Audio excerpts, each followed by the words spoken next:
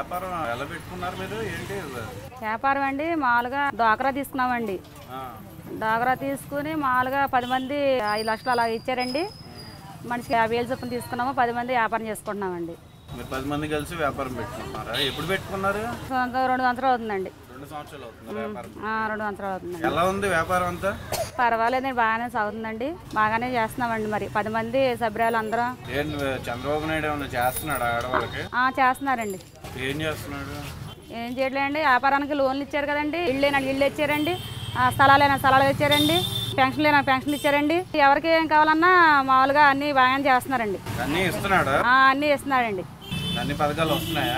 పర్వాలేదండి. అన్ని పసుపు కుంకుమ పడ్డాయా? పండి సార్ ఒకసారి అయితే పండియండి. మరి రెండోసారి కూడా ఇప్పుడు మళ్ళీ వేస్తున్నారండి సార్ వారు. సార్ పడిపోయినండి, మరి రెండోసారి వేస్తున్నారండి. మీకు ఉపయోగం ఉందా అసలు? చంద్రబాబు నాయుడు పాలన ఎలా ఉంది మీకు? పర్వాలేదండి, బాగానే అన్ని చేస్తున్నారండి. ఆడవాళ్ళు అంటే బాగా చేస్తున్నారండి. చంద్రబాబు నాయుడు పాలన కావాలా లేదా జగన్ పాలన కావాలా లేదా చంద్రబాబు నాయుడు పాలన కావాలండి. వాళ్ళు ఎందుకు వద్దమ్మా? అలాగే కొంచెం ఇప్పుడే సీఎం ఇవన్నీ అవుతా అంటున్నారు కదండి. ఈ అనుభవం కొంచెం తెలియదేమో అని అందుకే ఇటే వేద్దామని అనుకున్నామండి.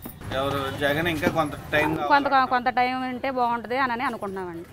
ఇప్పుడైతే వద్దా? ఇప్పుడైతే ప్రస్తుతానికి వద్దండి. పవన్ కళ్యాణ్ సంగతి ఏంటి? అతని విషయం అంటే ఇంకా చెప్పక్కర్లేదండి. మామూలుగా తను కూడా ఇంకా అంతేనండి. ముందు మెయిన్ చంద్రబాబు నాయుడేనండి. చంద్రబాబు నాయుడు అయితేనే పనులు జరుగుతాయండి, అన్ని సక్రంగా చూస్తారండి. అయితే 2019లో మీ ఓటు టీడీపీకే అంటారు? అవునండి సార్. చంద్రబాబు నాయుడు గారే మళ్ళీ ఓటు వేస్తేనే మళ్ళీ మా తన్నే రావాలని అడుగుతున్నామండి. వేరే వాళ్ళు వస్తే వద్దా మీకు? అక్కర్లేదండి.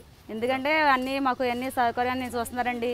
పెన్షన్లు పెంచారండి, ముసరాళ్ళకి స్థలాలు ఇచ్చారండి, ఇల్లు అన్నీ చూసారు కదండి. మరి అతనే మళ్ళీ వస్తే బాగుంటుందని అనుకున్నామండి.